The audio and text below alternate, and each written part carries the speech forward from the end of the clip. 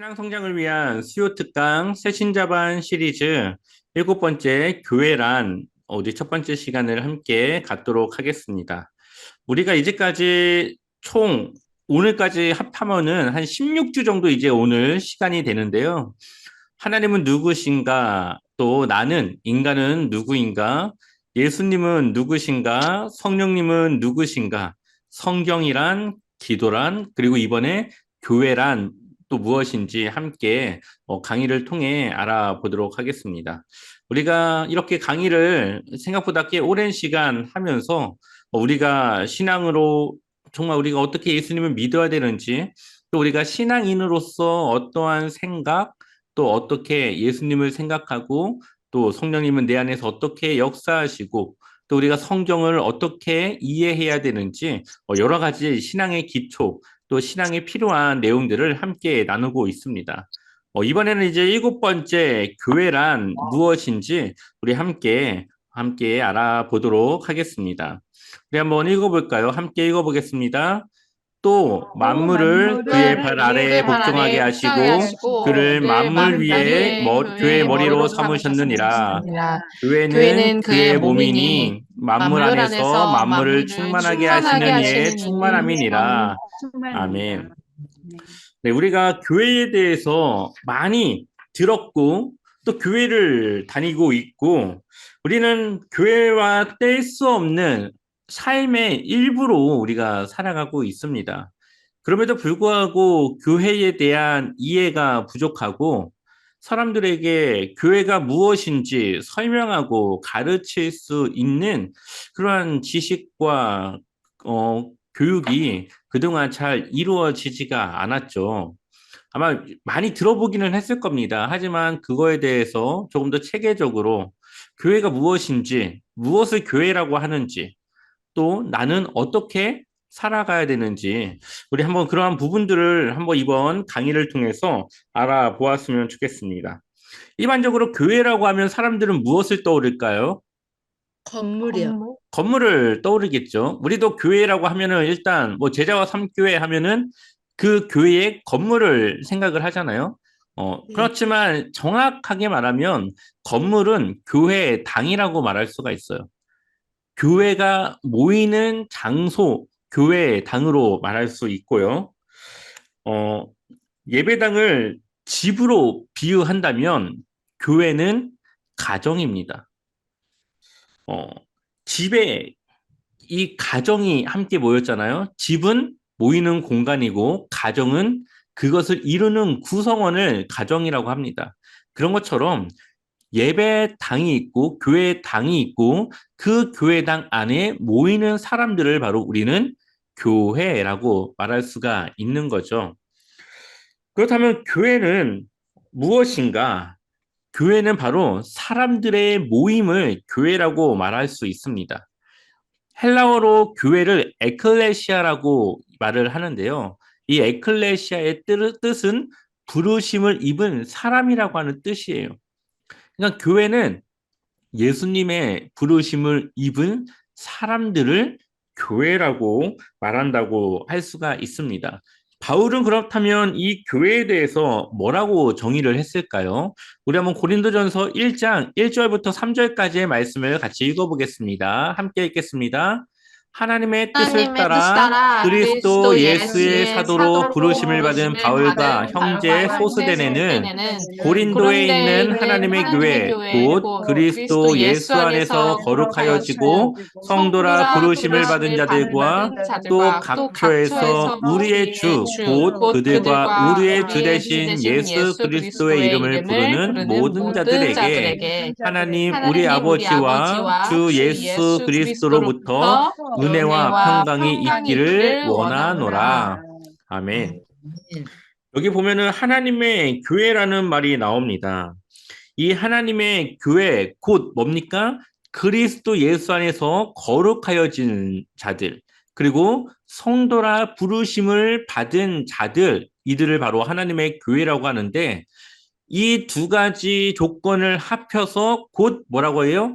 예수 그리스도의 이름을 부르는 모든 성도들 예수님의 이름을 부르는 모든 자들이 바로 하나님의 교회, 바로 교회 그 자체라고 말하고 있습니다.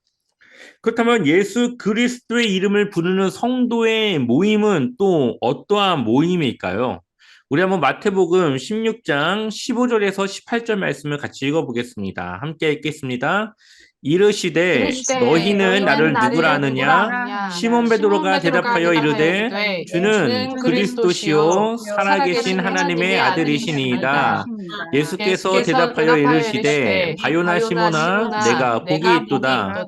이를 내게 알게 하니는 혈육이 아니요 하늘에 계신 내 아버지시니라.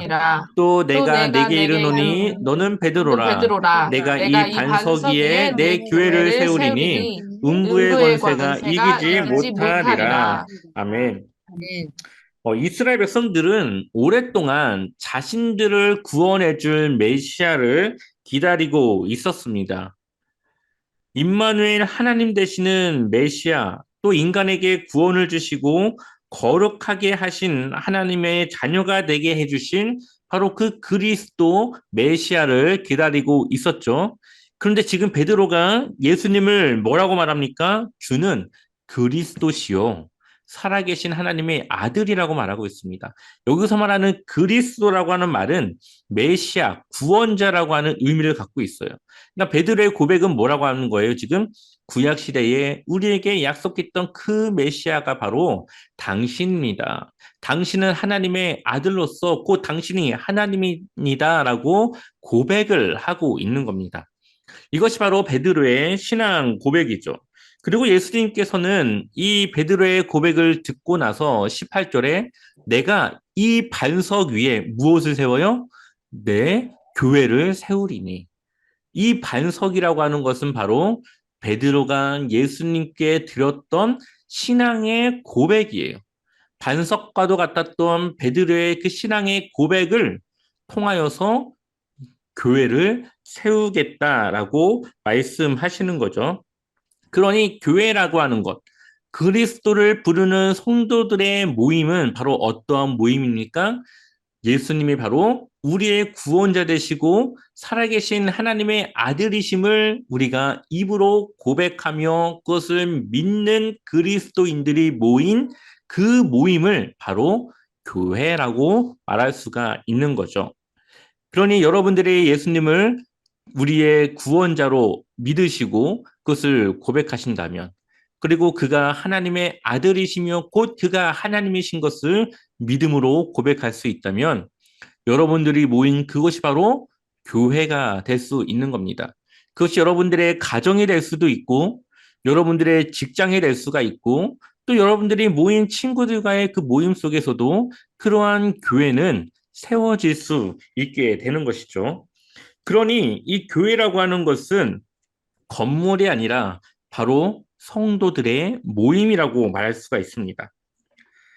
주님께서는 분명히 베드로의 그 신앙 고백 위에 교회를 세우신다라고 말씀하셨습니다. 그러니 교회의 주인은 누구일까요? 예수님이시죠. 바로 교회의 주인은 예수님이십니다.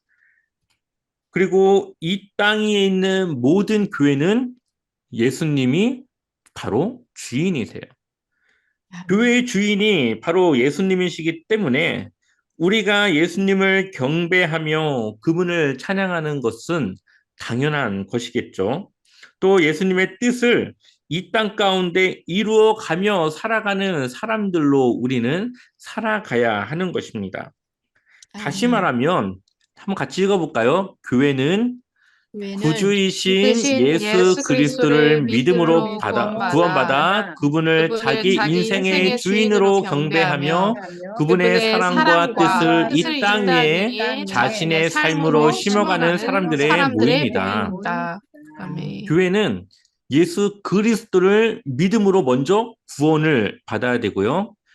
예수님을 자기 인생의 주인으로 경배해야 되고 그분의 사랑과 뜻을 어디에서요? 이 땅 위에 우리의 삶으로 그것을 심어가는 사람들의 모임. 그러니까 교회의 역할은 뭡니까?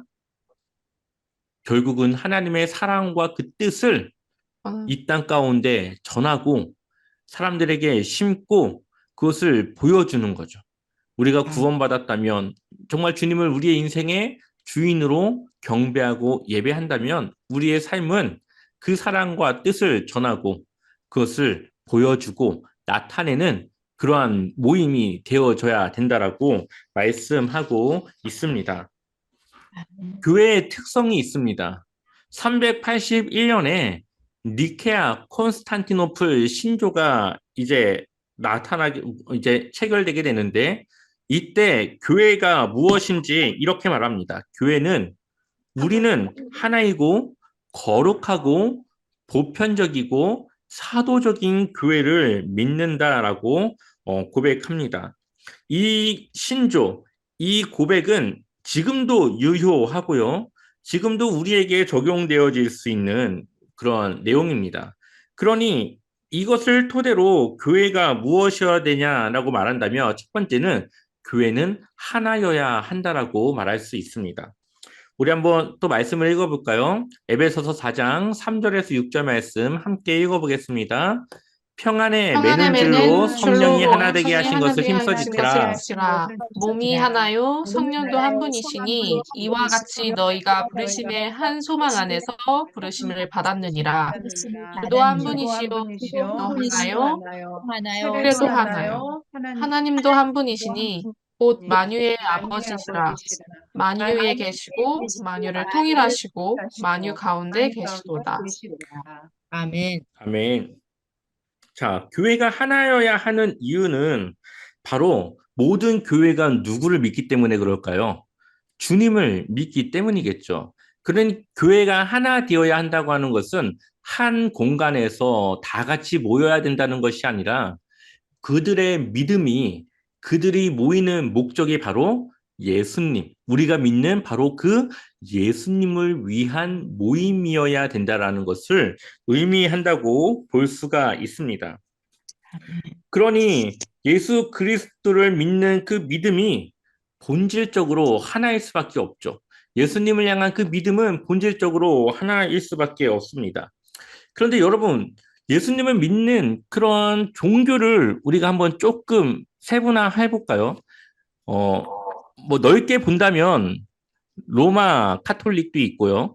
그리고 그리스 정교회, 그리고 기독교라고 말하는 개신교로 나눌 수가 있습니다. 이 세 가지 종교는 예수님을 믿음으로 고백하고 가르치는 그러한 종교입니다. 또한 개신교, 우리가 믿고 있는 이 기독교는 수많은 분파를 가지고 있죠. 하나의 교회가 되어져야 한다고 이야기를 하는데 이렇게 뭐 성결교단이라던가 장로교단이라던가 감리교단 이런 식으로 교회가 분파되어져 있는 것을 그럼 우리가 어떻게 이해해야 할까요? 이걸 좀 더 쉽게 설명을 해보자면 한 아빠가 있습니다. 이 아빠가 이제 4명의 자녀를 두고 있습니다. 이 4명의 자녀에게 각각 아버지가 어떠한 사람인지 써봐라 했더니 각각 다른 내용을 쓰더라는 거죠. 한 명은 아버지는 무서운 분이세요. 또 한 분은 아버지는 우리를 위해 회초리를 드시는 분이세요. 또 어떤 분은 우리 아버지는 아주 세심하고 우리를 배려하는 분이에요. 또 어떤 분은 우리를 매우 매우 사랑하고 우리가 잘 되길 원하시는 분이세요. 라고 이제 이야기를 했다고 해봅시다. 그렇다면 이 4명 중에 한 사람만 진짜 아버지에 대해 썼습니까? 아니면 각각 다 아버지에 대해 썼을까요? 각각 다. 4명 다 아버지에 대해 쓴 거죠. 한 명만 옳은 건 아닙니다. 이 4명의 이 아버지에 대한 글을 통해 정말 그 아버지가 어떠한 사람인지를 우리는 정확하게 볼 수가 있겠죠. 만약에 아버지는 무서운 사람이에요. 이 한 사람이 쓴 것만 우리가 본다면, 와, 이 아빠는 진짜 이게 무서운 사람이구나 했을 텐데, 우리를 사랑하셔서 우리가 잘 되길 원하시는 분이에요 하면은, 아, 그 무서운 이유가 이 아이들이 잘 되길 원했기 때문에 이러한 모습을 가지고 있구나라고 이해할 수 있을 거예요. 자, 이런 것처럼 각각의 이 교단이 분포되어져 있고 분파되어져 있는 이유도 각각의 다른 강조점을 가지고 예수님을 이해하고 성경을 바라보는 이유겠죠. 우리가 흔히 알고 있는 복음서가 총 몇 권이죠? 네 권이죠. 사복음서라고 이야기를 하죠. 마태, 마가, 누가 이 네 권의 복음서가 누구를 증거하고 있습니까? 예수님에 대해서 증거하고 있습니다. 이 각각이 예수님이 어떠한 분이신지에 대해서 각각의 이 관점을 가지고 이야기를 하고 있는 것이죠. 네 개의 복음서를 쓴 이 저자들이, 이 기록자들이 성령님의 이 감동에 따라서 이 책을 쓰게 되는데 기계적인 감동이 아니라 각각의 입장과 생각과 사상을 가지고 예수님이 어떠한 분이신지 그분의 사역에 대해서 쓴 책입니다. 마태는 세관으로서 그러한 관점에서 썼고요. 마가는 청년으로서 자신의 입장에서 예수님에 대해서 씁니다. 그리고 과학적이고 분석적이었던 의사 누가가 있고요. 그리고 요한은 나중에 나이가 들어서 노인이 되었을 때에 이 요한복음을 쓰게 됩니다. 각각 다른 사상과 생각과 환경 속에서 각각 다른 연령별로 예수님에 대해서 증거하고 있는 것이죠. 그것을 통해서 우리는 예수님을 단면을 보는 것이 아니라 다 각면에서 예수님이 어떠한 분인지를 이해할 수가 있는 것입니다. 이처럼 상이한 인격을 가진 네 사람에 의해 기록된 이 복음서를 통해서 우리는 한 분 예수 그리스도를 구체적으로 그리고 입체적으로 정확하게 이해할 수 있는 것이죠. 그렇기 때문에 우리에게 네 권의 복음서가 필요한 것이고 그 복음서가 각각의 다른 복음서들을 보완하고 보충해줘서 그것을 조금 더 완전하게 우리에게 보여주고 있습니다. 이러한 면에서 볼 때에 교회가 분파된 것, 장로교라던가 성결교라던가 감리교라던가 순복음이라던가 이러한 여러 가지 교파로 갈라져 있는 것은 우리가 그 성경을 그리고 예수님을 조금 더 세분화해서 이해할 수도 있는 그러한 조건이라고도 볼 수가 있습니다.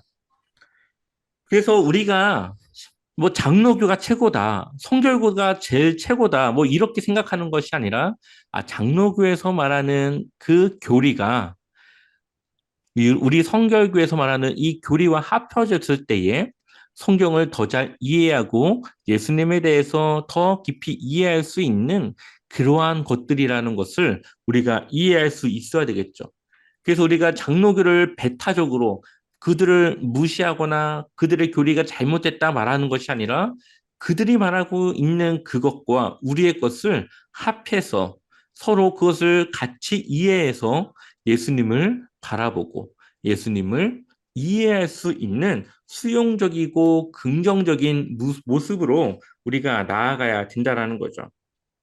그래서 대개 교파 사이는 사실 서로 간에 벽이 쳐져 있어서 하나 될 수 없고 또 서로 간에 조금 경쟁적인 그런 모습들이 있지만 그러한 모습으로 우리가 예수님을 섬겨서는 안 된다라는 것을 우리가 이해할 필요가 있습니다.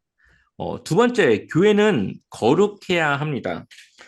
그리스도인들을 우리가 흔히 뭐라고 그러죠? 두 글자로? 성도, 네, 성도라고 그러죠. 성도라고 하는 이름의 뜻이 뭡니까? 거룩한 사람이라고 하는 뜻이죠.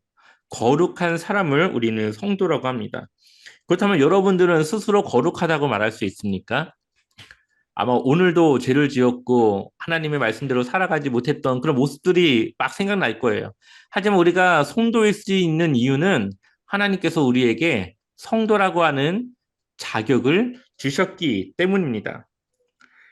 하나님께서 우리를 거룩하다고 인정해 주셨기 때문에 우리는 성도라고 불릴 수 있는 것이죠. 우리가 예수 그리스도를 믿을 때 우리가 3장, 그 3장에서 하나님께서 그리스도의 의를 보시고 우리를 거룩하게 인정해 주셨다고 말씀드렸습니다. 우리 한번 로마서 1장 7절 말씀을 같이 읽어볼까요? 한번 읽어보겠습니다. 로마에서 하나님의 사랑하심을 받고 성도로 성도로 부르심을 받은 모든 자에게 하나님 우리 아버지와 주 예수 그리스도로부터 은혜와 평강이 있기를 원하노라. 아멘. 자, 그리스도인들은 뭡니까? 성도로 부르심을 받은 모든 자들이죠. 그렇기 때문에 우리가 하나님께 부르심을 입은, 하나님께 거룩하게 성도로 부르심을 입은 자들이기 때문에 우리는 거룩할 수 있는 것이고, 거룩한 모임인 교회 모임에 참여할 수 있는 자격을 가지고 있는 것입니다. 또한 교회가 거룩한 또 하나의 이유는 바로 거룩하신 주님께서 교회의 주인이며 교회의 머리이기 때문이죠. 우리 한번 에베소서 1장 22에서 23절 말씀 같이 읽어보겠습니다. 같이 읽겠습니다. 또 만물을 그의 발 아래 복종하게 하시고 그를 만물 위에 교회의 머리로 삼으셨느니라. 교회는 그의 몸이니 만물 안에서 만물을 충만하게 하시는 이의 충만함이니라. 아멘. 예수님은 교회의 뭐라고요? 머리. 교회는 뭐라고요? 그의 몸. 자, 교회의 머리 되신 예수님. 교회는 우리가 교회죠. 우리가 예수님을 신앙으로 고백하기 때문에 우리가 바로 교회입니다. 주님이 우리의 머리가 되시는 거예요. 우리는 교회의 몸, 지체가 되는 것이고요. 그러니 교회는 누구의 뜻을 따라 행해야 되죠? 교회의 머리 대신 주님의 뜻을 따라 행하고 살아가야 합니다. 교회의 머리 대신 예수님이 거룩하시기 때문에 당연히 그의 몸인 우리도 거룩하다라고 하는 자격과 조건을 가질 수 있는 것입니다. 그렇기 때문에 우리가 아무렇게나 살아도 되는가? 이미 우리는 거룩하였기 때문에 죄를 짓고 살아가도 되는가? 아니죠. 우리는 거룩하지 않지만 우리를 거룩하다라는 자격을 주셨고 우리는 그 자격에 맞는 삶을 살아가야 되는 것입니다. 거룩하진 않지만 거룩하다 하셨으니 우리는 하나님의 몸된 교회로서 그분의 거룩하심을 따라 거룩한 삶을 살아갈 의무를 이제는 우리가 가지는 거예요. 자격을 주신 그 자격을 따라서 우리는 교회로서 하나님의 그 거룩하심을 따라 살아가야 하는 것입니다. 그렇지만 지금까지 교회 역사를 보면은 사실은 거룩하지 못했어요. 선교라고 하는 명목 하에 원주민들을 아주 잔인하게 죽이는 그런 사건들도 있고요. 여러 가지 그런 유럽의 역사들 혹은 기독교의 역사적인 그런 것들을 보게 되면은 거룩함보다는 그렇지 못한 모습들이 많이 있었습니다. 아마 마녀 사냥이라는 말 들어보셨죠? 마녀가 어디 있습니까? 그런데 당시 그리스도인들, 교회는 마녀 사냥을 통해서 무고한 시민들을 희생했습니다. 그 외에도 아프리카 땅을 강탈하기 위해서 사내 아이들의 체력을 약화시키기 위해서 또 인도네시아와 베트남의 소년들에게 담배 그리고 성적인 타락을 조장하기도 하고요. 아메리카 인디언들을 무참히 학살하였고 또 그러한 사람들의 손에는 늘 성경책이 들려 있었다라는 거죠. 한 손에는 성경을 들고 있으면서도 겉으로는 하나님의 거룩함을 따라가지 못하는 삶을 나타냈습니다. 하지만 우리가 정말 내가 교회인 것을 알고 내가 하나님의 거룩하심을 입은 성도이며 내 삶의 주인 되신 주님의 그 거룩함을 따라 살아간다면 우리의 삶은 거룩해야 되고 교회는 하나 되어줘야 된다는 것을 우리는 기억해야 합니다. 그렇기 때문에 교회가 갖춰야 될 모습, 교회가 해야 할 사역, 이 두 가지를 늘 기억해야 되는 것이죠. 여러분들이 가는 곳이 교회이고 여러분들이 가는 곳이 바로 하나님의 거룩한 성전이 되는 것입니다. 그러니 여러분들의 가정에서 또 직장에서 친구들과 있는 그 자리에서 혹은 나 혼자 있을 때에도 우리는 뭐예요? 교회예요. 그것을 잊지 않을 때에 우리는 하나님 앞에 거룩하게 살아갈 수 있고 우리는 하나님의 교회로서 그 진정한 사명을 가지고 삶을 살아갈 수 있게 됩니다.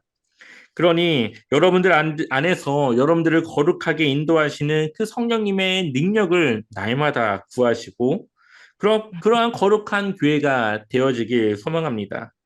그래서 주님을 온전히 섬기고 믿는 믿음으로 또 우리 한 주간 승리했으면 좋겠습니다.